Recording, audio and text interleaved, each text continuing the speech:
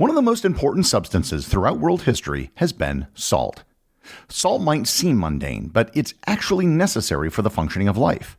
For millennia, salt has been used as a preservative, a seasoning, and even a medium of exchange.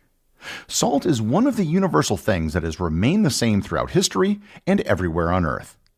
Learn more about salt and its importance in human history on this episode of Everything Everywhere Daily.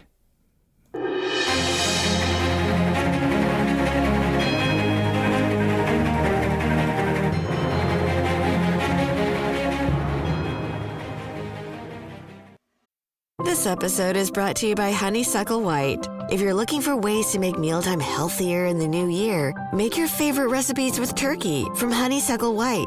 Take the pressure off, keep it simple and tasty without sacrificing flavor for nutrition. Whether you want a delicious sandwich or post-workout protein, Honeysuckle White turkey can do it all. Visit honeysucklewhite.com for recipe inspiration and to find retailers near you. Honeysuckle White. Eat what you love. Before I get into the historical use of salt, I should probably start with what salt is. Salt is simply a chemical compound consisting of one sodium atom and one chlorine atom bound together with an ionic bond. An ionic bond simply means that each atom is an ion with a positive or negative charge. In the case of salt, the sodium atom has a positive charge and the chlorine atom has a negative charge. The chemical name is sodium chloride, and it has a chemical symbol of NaCl. It should be noted that any ionic solid is considered to be a salt. This can be confusing because when used generically, salt simply refers to NaCl, or what we would call table salt. However, other compounds can form a salt, which is just something to keep in mind if you ever hear someone use the term salt in a way that might not immediately make sense. For the rest of this episode, when I refer to salt, I will be referring to table salt. Salt, when found in its mineral form, is known as halite. It forms crystals and can be mined like other minerals. Salt is the only mineral that humans consume as food. Today, most people might only be familiar with salt as a condiment or a seasoning for food, but salt is actually vital for human survival. That's right. If you didn't consume salt, you would eventually die. Salt is necessary for a host of functions in your body, including electrolyte balance, nerve function, blood pressure regulation, nutrient absorption and transport, as well as body fluid regulation. I'm not going to get into too much detail about how the body uses salt, but we need salt. Other animals will actually seek out salt as well, which is why salt licks are used to attract deer. The necessity of salt to humans is really the crux of this episode. It allows us to look at history through a unique lens. Other products I've done episodes on, like bread, beer, and cheese, have changed dramatically over time. Salt, because it's a simple chemical, is exactly the same today as it was for our early human ancestors.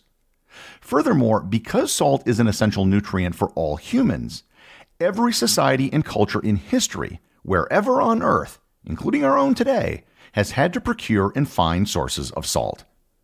So this isn't the case of a technology that began in one part of the world and spread. This is something that had to have occurred simultaneously everywhere, with everyone using the exact same chemical throughout all of history up until the present day. So, how did our earliest ancestors get salt? If they lived near the sea, the answer is pretty obvious. You could just get salt from seawater. Just get some water in a shallow pool, let it evaporate, and you will eventually be left with salt. This technique is still practiced today. In many places around the world, so long as it's next to a body of salt water, you will find salt production. But what about people who didn't live next to salt water? There it gets tricky, and it depends on the particular geography of where people might have lived. If there was a salt deposit, then it could have been mined, and people could have used rock salt. Likewise, there are sometimes salt springs where water percolates through salt deposits. Many people got their salt from animals. Other animals have sodium in their blood and meat. This is why where you see salt licks or salt sources, it usually attracts herbivores, not carnivores. Many nomadic people with meat-rich diets would often consume an animal's blood, if nothing else than for the salt content. Other people had to go through much more elaborate procedures in order to get salt. According to the anthropologist Jared Diamond, in the highlands of Papua New Guinea, people, quote, gathered leaves of certain plant species, burned them, scraped up the ash, percolated water through it to dissolve the solids, and finally evaporated the water just to obtain small amounts of bitter salt." End quote. Needless to say, these methods were highly elaborate, but they showed just how far people would go to acquire salt. Finally, one of the most popular methods that eventually developed was simply trade. Those with easy access to salt would trade it with those who didn't have access but might have other goods. Salt was probably the very first product that was traded amongst humans. When civilization started to arise, an agricultural surplus allowed for dedicated salt production. Again, it's hard to say who developed a salt industry first because it appeared all over the world. The first documentation we have of salt production comes from China. The Chinese, like most cultures, had multiple sources of salt, including sea salt and salt mining. However, they also pioneered the use of salt wells in the province of Sichuan. They would literally bore wells into subterranean salt pools to harvest what came up. There were reports of wars being fought over a salt lake known as Yunchen in China's Shaanxi region as early as 6,000 years ago. In Africa, there were salt deposits in the Sahara Desert. If you remember back to my episode on the richest people in history, one person who was a claimant for that title was the 14th century ruler of the Mali Empire, Mansa Musa. Much of his wealth derived from salt, which he traded for gold. There are reports of salt caravans with as many as 40,000 camels carrying salt out of the Sahara to be traded in the Sahel. The ancient Egyptians got their salt from brackish marshes in the Nile Delta. In India, one of their sources was rock salt, which was found in what is today the Punjab province of Pakistan. This is the same salt that you can buy today that goes by Himalayan salt. In the Americas, sea salt production facilities were developed around what is today Mexico to augment diets of corn, squash, and beans that were otherwise low in salt. As salt production developed, other uses for salt came to the forefront. Simple consumption of salt actually became rather minor, and the dominant use for salt was as a preservative. Prior to the development of refrigeration, salt was the primary way to preserve meat. Salt is hygroscopic, meaning it attracts and retains water molecules. When a microbe encounters a grain of salt, it will usually result in its death because water is removed from the cell. Dry salting, brining with salt water, and pickling were all techniques to preserve beef, pork, and fish, which allowed them to be stored for months and transported long distances. Salted fish and birds have been found in ancient Egyptian tombs. Moreover, salting meat was also a roundabout way for people to consume salt. This made salt an extremely valuable commodity, and not surprisingly, many governments use salt as a means of control. Either they outright owned and controlled the major sources of salt production, or they taxed salt heavily. Salt was really a perfect substance to tax because it only came from a few locations, and it was absolutely necessary. Salt roads, which were major trading routes between salt-producing regions and major population centers, eventually developed. The Greek historian Herodotus wrote of salt roads that crossed Libya. The first road from Rome to the port city of Ostia was supposedly to bring imported salt into the city. The Romans eventually developed a network for the transportation of salt known as the Via Salaria. The Via Salaria ran across the Italian peninsula from Rome to the Adriatic coast. Because of the depth and temperature of the Adriatic, the salinity there is slightly higher, which makes for better salt production. One legend which has floated around for years is that Roman soldiers were paid in salt, and there is actually no basis for this story. Roman soldiers were paid in hard money.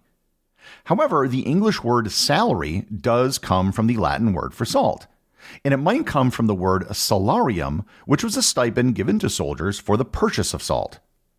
Likewise, the English word salad comes from the Latin word for salted, as Romans often ate green leafy vegetables with salt. The rise and fall of empires really didn't affect salt production very much, which is one of the reasons why salt is such a fascinating lens through which you can view history. Many major world cities that you're familiar with were founded because of salt production. Salzburg, Austria was named after salt. Liverpool, England became the port for exporting salt from the Cheshire salt mines.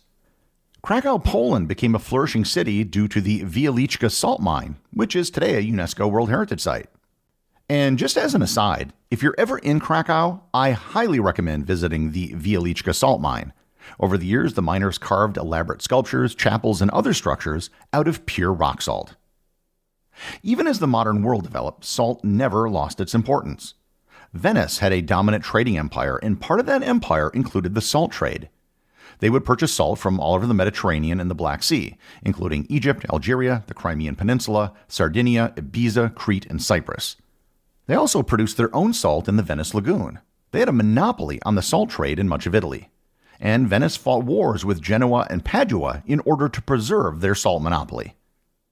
In France, the gabelle was a salt tax that lasted from the 14th century to the end of World War II. And during that time, the tax was almost universally hated. Salt wasn't just taxed, but government salt purchases were mandatory, which was an incredible burden on the poor. During the American Revolutionary War, salt became a strategic asset. The British blocked all salt imports, which ushered in the development of American salt works along the Atlantic coast. In the 20th century, the British salt tax in India played an important role in the Indian independence movement. Mahatma Gandhi led a group of 100,000 people on a march to the sea known as the Salt Satyagraha, where they would collect salt in defiance of the British tax. Salt is still produced, although it isn't as important as it once was. Mechanization has made salt incredibly cheap, and refrigeration has all but eliminated the use of salt as a preservative. Just as there were in the past, there are still multiple methods of salt production, and many of the ancient methods are still used today in almost the exact same manner. Today, the biggest use of salt in the modern world isn't for consumption, but rather for melting ice on roads. One of the properties of salt is that it lowers the melting point of water when it comes in contact with it through a process known as eutectic melting. This allows ice to melt at temperatures where it would normally freeze. If you live in a cold climate, you've probably seen entire trucks full of salt that just spread it over frozen roads. There is, of course, a problem with this. Over time, salt will build up in the soil alongside of roads, which makes it difficult for plants to grow. The second biggest use is in the chemical industry, which uses salt as a source of sodium and chloride. There are several misconceptions and misunderstandings that people have about purchasing salt for cooking and the different types of salt that can be purchased. For starters, all salt is chemically exactly the same. Even Himalayan salt, which has a pinkish hue, is just regular salt with some trace elements. And the thing that gives it its color is iron oxide, otherwise known as rust. Kosher salt isn't called kosher because it's kosher. It's called kosher because it's used in the preparation of kosher foods. Kosher salt is just a larger grain version of salt with nothing added. And grain size is actually something that we can taste. Popcorn salt is just plain old salt that's been ground down to have smaller salt crystals. Sea salt will often form into flakes as it condenses out of evaporating seawater, but outside of some trace elements, it too is the same as regular salt. In the early 20th century, many people began suffering from iodine deficiency, especially people living in inland regions. In 1922, Switzerland began adding iodine to salt as a way to deliver iodine to people, and the United States followed suit in 1924. The addition of iodine to salt has largely solved the problem of iodine deficiency in most countries, to the point where salt without iodine is now regularly sold in stores. I've done many episodes where I've talked about some technology or some product that was pivotal to the rise of civilization in the modern world. However, some things are more important than others. In the case of salt, it is probably the most pivotal thing right after food itself. If it weren't for salt, our world simply wouldn't exist. The executive producer of Everything Everywhere Daily is Charles Daniel. The associate producers are Peter Bennett and Cameron Kieffer. Today's review comes from listener Green Nolan over on Patreon. They write, "I'm a huge fan. I have a lot of time to listen to podcasts during work, and I always look forward to yours. Even if I think I know a topic very well, you always provide a tidbit that I missed. At first, I couldn't understand why you're a Packer fan, because you're so logical and rational. Then I heard your promo where you said you don't sauce your chicken wings, and everything made sense. Much love from Chicagoland, my confused yet wonderful rival." Well, thanks, Nolan. I think your confusion comes from a medical condition that researchers call championship asphyxiation. Because your baseball teams go over a century between titles, and because you have the Chicago Bears in town, the lack of championships can cause confusion and befuddlement. Thankfully, the condition can be cured quite easily by simply turning your loyalties to the North. Remember, if you leave a review or send me a boostagram, you too can have it read on the show.